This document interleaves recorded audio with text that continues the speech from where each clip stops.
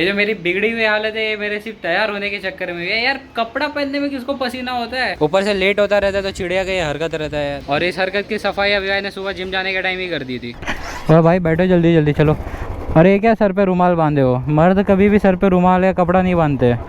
तेरे को मालूम है कितना गंदा होता है? अरे वो नहीं, बॉलीवुड मूवी नहीं देखे हो क्या? So welcome back to the channel everyone. आज हम लोगों को जाना है खारघर। हम लोगों को मतलब पहले मेरा प्लान था तलोजा जाने का, जैसे कि मैंने अपने व्लॉग में आप लोगों को बताया था कि जो मेरा प्रोजेक्ट है उसके लिए जो भी कंक्रीट की टेस्टिंग वगैरह करना है वो सब लेबोरेटरी जो थी वो तलोजा में थी। पर हुआ क्या कि इन लोगों ने एंड मौके पे जो मुझे टांग दी है, पता नहीं कौन सा रोनाल्डो मेसी वाली कौन सी जो टांग मार के दे दी। स्टार्टिंग में इन लोगों ने मेरा पूरा फरवरी का मन ख़राब किया ये बोल करके कि वो लोगों का कोई अथॉरिटी का विजिट है, ये वो करके स्टूडेंट्स को वो लोग अलाउ नहीं कर सकते वगैरह वगैरह करके। फिर यहाँ वहाँ करो, ये मिलो वो मिलो, ये मटेरियल अरेंज करो। रुक जा भाई, लेट हो रहा है यार। हाँ यार, सुबह सुबह यही करते। तो फाइनली मैंने नहीं, तुम्हारे भाई ने उन लोगों को डिच कर दिया। नहीं ऐसा नहीं है, करना इसलिए पड़ता है क्योंकि होता क्या है कि अगर मैं उन लोगों का वेट करूँगा तो मेरा खुद का प्रोजेक्ट इतना डिले हो जाएगा कि वो सीधा एक्सटेंशन के कगार पे आ जाएगा और वो सब मेरे को नहीं चाहिए था। इसलिए नया लेबोरेटरी कोई भी अगर देख रहा है बीएमसी या मेट्रो की तरफ से, प्लीज़ ये जंक्शन को इम्प्रूव करो यार। क्या है यार, इधर पे 2 बार अभी भाई की गाड़ी ठुकते हुए बची है। माँ एकदम डर लगता है, कभी कभी ठुक जाती है और ऊपर से उधर कुत्ते। एनीवेज तो मैंने अभी नया लेबोरेटरी ढूंढा है, वो भी कहीं आसपास खारघर में ही है। उसके लिए विजिट करना है, उन लोगों को सारी रिक्वायरमेंट दे करके मटेरियल टेस्टिंग करके वापस से सारा प्रोसीजर जो मैंने अभी तक किया था वापस से करना पड़ेगा। हाँ क्या ये लोगों ने हालत करके रखा है यार इधर। तो मुझे अभी उस लेबोरेटरी में जाना है, उन लोगों को मिलना है। और अभी भाई को तो एज यूजुअल उनका गढ़ है, उनका एरिया है खारघर में, अपने ऑफिस में जाना है। तो उनका तो कुछ नहीं, वो तो टाइम पे भाई साहब मैं ही लेट हुए जा रहा हूँ।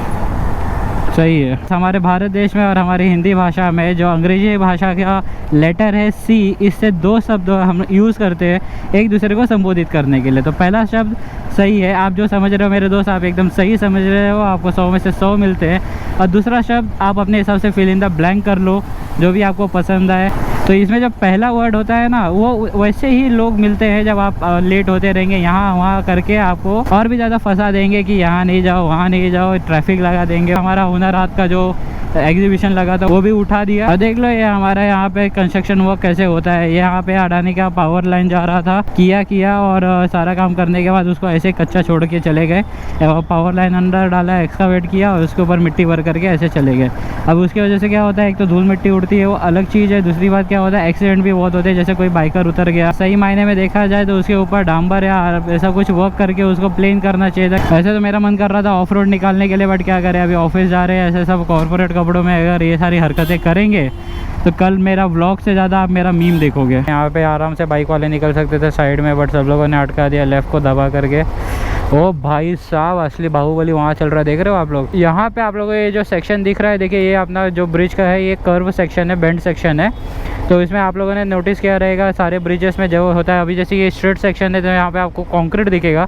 और जहाँ पे थोड़ा भी बेंड और कर्व आता है या बहुत ज़्यादा जैसे सपोर्ट के बीच में डिस्टेंस बढ़ जाता है तो वहाँ पे स्टील का सेक्शन यूज़ किया जाता है, क्योंकि स्टील का जो सेक्शन होता है उसके अंदर बहुत ही ज़्यादा स्ट्रेंथ होती है। और सेकेंडली क्या होता है, वो किसी भी एंगल में, जैसे अगर उसको कर्व में बेंड कर रहे हैं तो कर्व में भी उसका जो परफॉर्मेंस रहता है वो कंक्रीट से बेटर होता है, क्योंकि कंक्रीट को उस तरह से डिज़ाइन नहीं कर सकते फ़िलहाल अभी इकोनॉमिकली और सेफली। ये सारी चीज़ें हम लोग कॉलेज में पढ़ते थे तब हम लोगों को इमेजिन नहीं होती थी, और आज जब हम लोग वर्ल्ड में बाहर निकलते हैं, देखते हैं सारी चीज़ें, तब वो सारी चीज़ें समझ में आती। क्या निकला हूँ भाई, क्या निकला हूँ। नहीं तो 3 मिनट अभी तक हम लोग तो अटक ही गए रहते थे यहाँ पे कपाड़े नगर के सिग्नल पे। अभी एक बादल आया तब यहाँ पे पूरा छाव छाव हो गया। अरे यार इतना प्लेजेंट लगने लगा कि इतनी तेज़ धूप है कि इस बार हुआ। कौन है भाई ऐसा बजा रहा है? तो इस बार हुआ क्या है कि हमारे जो सौरमंडल में जो ग्रहों की पोजीशन है ना, वो ज़रा हो गई है भैया चेंज। अब मान लो अगर कि हमारे सूरज देवता है और हमारी ये पृथ्वी है, तो इन दोनों के बीच में ये जो आपको दिख रहा है हमारा भारत देश है, जिसके अंदर भाई इतनी अपार गर्मी क्या हो रहा है भाई। नॉर्थ इंडिया में 41 से लेकर के 45 डिग्री का टेम्परेचर ऐसे ही पहुंच जा रहा है। साउथ पोर्शन में देखा जाए तो जितने भी कोस्टल एरिया है, वो कोस्टल जो बीच के फील थे वो तो छोड़ो, अब तो ऐसा लगता है सोना रूम है। घर में रहता हूँ तो मुझे ऐसा लगता है सोना मतलब जो अपना स्टीम चेम्बर होता है उसके अंदर बैठ करके मैं एकदम स्लोली कुक हो रहा हूँ। वो होता है ना, हम ठंडियों में कौड़ा तापने के टाइम में उसमें कुछ सब्जियां जैसे आलू टमाटर बैगन ये सब डाल देते हैं, उनको भूनते हैं, उसके बाद उनको उसका चोखा वोखा बना करके खाते हैं जिसको जैसा पसंद होता है। वो ऐसा खाता है। तो इस बार भी हमारे साथ यही होने वाला है कि हम इस धूप में, इस तरह की गर्मी में मस्त ऐसे पके हुए रहेंगे और कोई ना कोई एलियन विलियन आकर के हमारा भी चोखा विक्का बना करके खा लेगा। और इस कंप्लेन की आयरनी तो देखो, ये कंप्लेन एक सिविल इंजीनियर कर रहा है। मतलब कि मानवता का जब से जन्म हुआ है तब से आज तक पूरी प्रकृति की वाट लगाने वाले हम इंजीनियर ही हैं। हमारी मैन मेड टेक्नोलॉजी को प्रमोट करने के चक्कर में हमने नेचर की दी हुई सारे के सारे फीचर्स की बैंड बजा के रखी है और हम फिर ये कंप्लेन कर रहे हैं। पुष्पराज चलाएगा नहीं साला। भाई यूक्रेन रशिया ने कम धुआंधार किया है क्या जो तुमने और भी बढ़ा रहे हो? देखो भाई, टर्निंग पे इतना भयंकर गड्ढा है, मतलब कोई भी आएगा सीधा, गाड़ी भी रहेगी तो फिर भी तकलीफ। हाँ, ये कभी नहीं बना है, ये ऐसे का ऐसे ही उन लोगों ने भसड़ फैलाने के लिए खड्डा खोदा रहेगा मेरे को लगता है। और इस बार मुझे लगता है कि इंडियन मेट्रोलॉजिकल डिपार्टमेंट IMD की जो रिपोर्ट आई है कि हमारे जो महाराष्ट्र में, मुझे महाराष्ट्र का ही पता है इसलिए इसे महाराष्ट्र की बात कर रहा हूँ, कि महाराष्ट्र में तेज़ हवा के साथ बारिश, तूफान या आंधी गंधी जो चलती है उसकी संभावना बढ़ रही है। स्पेशली जो कोस्टल एरिया है, मुंबई और कोंकण का जो एरिया है वहाँ पे, और उसका थोड़ा थोड़ा असर दिख रहा है कि आज जो हवाओं की गति है वो थोड़ी बढ़ गई है, तेज़ हवाएं चल रही है जिसकी वजह से और स्पीड भी नहीं मिल रही है। अब देखो भाई, हमारे मेट्रोलॉजिकल डिपार्टमेंट की तरफ से अगर ये बात सच होती है कि बारिश हो तो ये बहुत ही अच्छी बात है कि बारिश होनी ही चाहिए। इसका एक डाउन इफेक्ट ये हो जाएगा कि अपना जो अभी बारिश का सीजन नहीं आएगा, कंटिन्यूस बारिश नहीं रहेगी। और ऐसे भी मुंबई में देखा जाए तो पहले एक हफ्ता बारिश होती है, फिर 2 हफ्ते का गैप होता है जिसकी वजह से जीना और दुश्वार होता है। तो यही सेम चीज़ होगी वापस से। और इस बार अगर मई के अंदर बारिश हो गई तो भैया पूरा मई अभी बचा है, पूरा जून बचा है। ये ब्रिज के सामने जो आप लोगों को ये हिल देख रहे हो, अभी इसको पार्सिक हिल बोलते हैं। और इसमें 3 टनल प्रोजेक्ट अभी प्रपोज किए गए जिसकी वजह से यहाँ से इस ब्रिज से थाने, तुरभा और जो खारघर की कनेक्टिविटी है वो वाया टनल प्रोवाइड की जाएगी। भाई ये ब्रिज ज़िंदगी में नहीं बना, टनल क्या बनाएंगे। अभी जो ये प्रोजेक्ट प्रपोज किया गया है उसकी वजह से आप लोगों ने देखा रहेगा कि ये जो अपना खारघर, ये जो हिल है उसमें इतनी माइनिंग, इतना ये एक्सप्लोरेशन किया है कि वो मतलब पूरा अभी ख़त्म ही होने आया है। तो इसी तरह से इस एरिया का जो चार्म था, हिल एरिया था थोड़ा, वो भी अभी ख़त्म हो जाएगा। अब एज अ सिविल इंजीनियर मैं इस तरह के प्रोजेक्ट को एडमायर भी करता हूँ, इंस्पायर भी होता हूँ। इतनी अच्छी अच्छी टेक्नोलॉजी यूज़ होती है, इतने सारे चैलेंजेस को फेस करने के बाद, इतने सारे प्रॉब्लम्स को सॉल्व करने के बाद इस तरह के एकदम ज़बरदस्त वाले प्रोजेक्ट बनते हैं। But as a human being एक चीज़ को लेकर के सैड भी होता हूँ कि जो हमारे इस तरह के इंफ्रास्ट्रक्चर प्रोजेक्ट है या जो रोड प्रपोज या टनल प्रोजेक्ट होते हैं, इनके वजह से हमारे नेचर को कितना ज़्यादा हार्म पहुँचता है। पर एक ही चीज़ सोच करके सहूलियत लगती है कि भाई अगर हम इंजीनियरिंग कर रहे हैं तो हम ह्यूमन मैनकाइंड के लिए हमें कुछ करना है और उसके लिए जो भी करना पड़ेगा वो तो करना ही पड़ेगा। बट इसमें बेस्ट वे क्या है कि हम जो भी हो सके नेचर को कम से कम हार्म पहुंचा करके, ऐसी टेक्नोलॉजी यूज़ करके ऐसे सॉल्यूशंस निकाले कि ना नेचर डिस्टर्ब हो और ना ही हमारे ह्यूमन मैनकाइंड को कुछ भी हो। हमारे सिटी में जो इंफ्रास्ट्रक्चर प्रोजेक्ट होते हैं उनकी अहमियत कितनी ज़्यादा होती है कि हम कितनी बार ऐसा होता है कि आते जाते हैं बट हम उस चीज़ को नोटिस नहीं कर पाते। तो इन प्रोजेक्ट की इंपॉर्टेंस इतनी होती है कि सामने आप लोगों को दिख रहा रहेगा, ये जो स्टेडियम है यहाँ पे देखो लाइट दिख रही है, वो बलून वगैरह दिख रहा है, वो DY पाटिल स्टेडियम है जहाँ पर पे अपना IPL को शेड्यूल किया गया है। बट उसका इतना बड़ा लॉस हो जाता था इस फ्लाईओवर की वजह से। हुआ क्या कि इस फ्लाईओवर का और आगे का जो फ्लाईओवर है वहाँ पे मेंटेनेंस का काम चल रहा था जिसकी वजह से एक लेन चालू थे और उसकी वजह से ट्रैफिक कंजेस्टेड होता था और बहुत सारा ट्रैफिक नीचे से डाइवर्ट हो जाता था। अब उसमें होता क्या था कि जो DY पाटिल, ये जो स्टेडियम आप लोग देख रहे होगे, इसके लिए इसमें जितने भी आते थे मैच देखने के लिए वो लोग अपनी गाड़ी इस तरह से रोड पे पार्क करते थे। अब फ्लाईओवर का भी ट्रैफिक आता था, नीचे का भी ट्रैफिक होता था, उसकी वजह से ट्रैफिक एकदम जाम हो जाता था। और यहाँ पे जो DY पाटिल का जितने भी मैचेस शेड्यूल थे सारे के सारे पूना में ट्रांसफ़र कर दिए थे। बट फॉर्चुनेटली ये जो ब्रिज का मेंटेनेंस काम था ये हो गया जिसकी वजह से अभी जो भी इनके शेड्यूल मैचेस थे इनको वापस दे दिए गए। मैं तो सोचे एक इंफ्रास्ट्रक्चर प्रोजेक्ट से होने वाले इस भसड़ की वजह से इनका कितना बड़ा लॉस हो जाता था। ये जो सरस्वती कॉलेज का यहाँ पे टर्न आता है खारघर में अंदर एंटर करने के लिए, ये जो कार है वहाँ पे कभी कभी हमारे ट्रैफिक पुलिस खड़ी रहती है। और उसके वजह से क्या होता था कि जब मैं पहले लेकर आता था मेरा जो पुराना परफॉर्मेंस एग्जॉस्ट था, गोल्ड स्टार है, गोल्ड बग ऐसा कुछ तो था, तो वो लाउड होने की वजह से ये रास्ते से आना जाना एकदम दुश्वार हो गया था। तुरंत ही पुलिस पकड़ लेती थी और भाई फिर उसके अंदर बहुत पंगे हो जाते थे। और अभी साइलेंसर चेंज करने के बाद आया हो एकदम चिल, कोई टेंशन ही नहीं। और ये साइलेंसर में मुझे एक और हेल्प मिल रही है कि अभी जैसे पहले मुझे व्लॉगिंग के टाइम पर बहुत दिक्कत होती थी वो लाउड होने की वजह से, तो अभी क्या है मैं भी अपना नॉर्मली टॉक कर सकता हूँ। और मेरे व्लॉग्स में वो जो डिस्टर्बेंस आता था अपना एग्जॉस्ट की वजह से और एयर के जो अभी विंड है उसका तो आएगा ही, बट वो जो एग्जॉस्ट की वजह से आता था वो अभी नहीं आएगा। मेट्रो प्रोजेक्ट का ये भी एक फ़ायदा है यार, कहीं ना कहीं तो छाँव मिल ही जाती है। अभी भाई बोल रहे थे हाँ हाँ हाँ वो दिखा वो पूरा देखो वहाँ पे माइनिंग और एक्सकवेशन का सारा काम चालू है। ये प्रोजेक्ट अपना ये वाला जो साइट है वो थाना से कनेक्ट करेगा।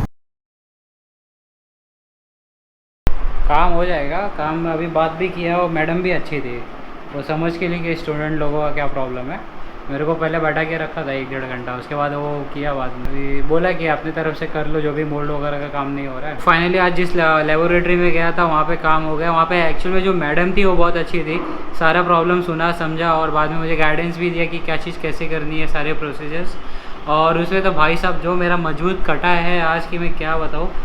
मैंने उनको निकलने के टाइम भी कॉल किया था 10 बजे, नहीं 10 नहीं, पौने 10 बजे कॉल किया था। तो उनको लगा कि मेरे पास बहुत ज़्यादा काम है या कुछ बड़ा डिस्कशन करना है करके उन्होंने मुझे all the way from Bandra बुलाया इधर पे। और बाद में जब उनको पता चला कि छोटा सा प्रॉब्लम था, छोटा सा इशू था जो कि फ़ोन पे सॉल्व हो सकता था, तो उसके बाद उन्होंने खुद बोला अरे आप बैंड्रा से आए। बोला भाई मजबूत कट गया आज इतना, बट एनीवेज जो भी होता है अच्छे के लिए होता है। और यहाँ पे आने के साथ ही अच्छा वो काम भी हो गया। तो इसी के साथ मैं सोच रहा था कि जो मेरे प्रोजेक्ट का प्रैक्टिकल फेस है वो चालू होगा, तो उसके साथ उसके जो व्लॉग्स है उसको रिकॉर्ड करूँगा, बट वो आएंगे नहीं अपने टाइम पे। ये सारी चीज़ें थोड़ी कॉन्फिडेंशियल होती है, मैं उसको कंटिन्यू शेयर नहीं कर सकता। होने के बाद वो ब्लॉग को रिलीज़ करेंगे। और अभी ये सब बंद करते हैं, पहले कुछ खाना ना खाते हैं क्योंकि सुबह का ब्रेकफास्ट भी नहीं किया था। और अभी भाई महाशय जो लास्ट टाइम की तरह वापस से खाना लाना भूल गए। अरे अभी आपने नोटिस किया है शर्ट किसकी तरह दिख रहा है? मेरा पोद्दार का यूनिफॉर्म सेम, बस इसमें क्या है ये जो लाइंस है ये अपने वाइट है और पोद्दार में ये थे येलो थे, बट कैमरे में एकदम सेम दिख रहा है लाइट की वजह से। गोल्डन लाइट है ना अपना, उसकी वजह से एकदम सेम है, वैसे ही दिख रहा है। वो अपने गाँव में कैसा धूप रहती है, अरे बाप रे बाप।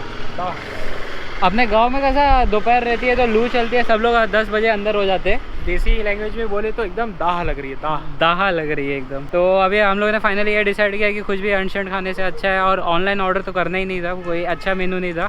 यहाँ पे एक होममेड फूड टाइप रहता है, क्या वो पद्मावत भोजनालय, हाँ, पद्मावत भोजनालय करके वहाँ पे जाकर के खुद से ही ले लेते।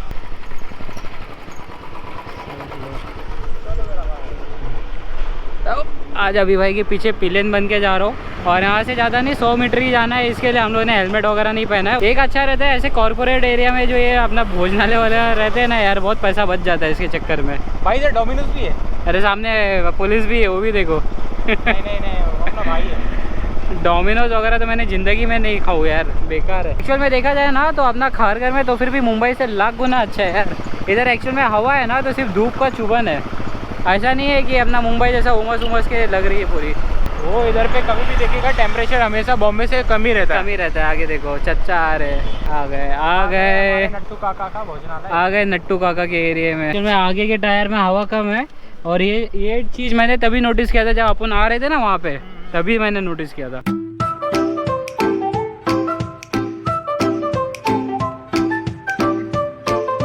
इधर अभी भाई से परसवाने की मेहनत करा रहा हूँ, और यहाँ पे मैं आने वाले सरप्राइज़ के लिए थोड़ा रिसर्च करना है तो वो काम कर रहा हूँ।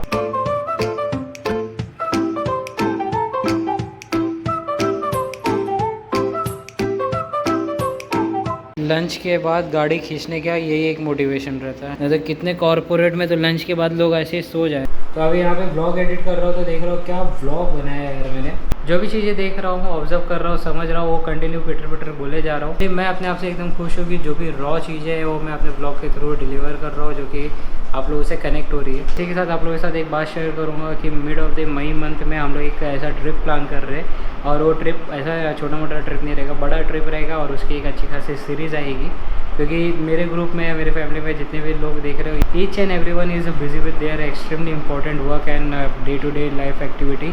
तो ये जो ट्रिप होगा ये हम सब के लिए एकदम अमृत के बराबर होगा, और उसी के लिए हमारी जो एक्साइटमेंट है वो एकदम टॉप ऑफ द लेवल है। तो इसी के साथ इस ब्लॉग को यहीं पे एंड करते हुए, ब्लॉग ऑलरेडी बहुत लंबा हो गया है। मिलता हूँ आप लोगों को अगले ब्लॉग में या ब्लॉग की सीरीज़ में बहुत ही जल्द।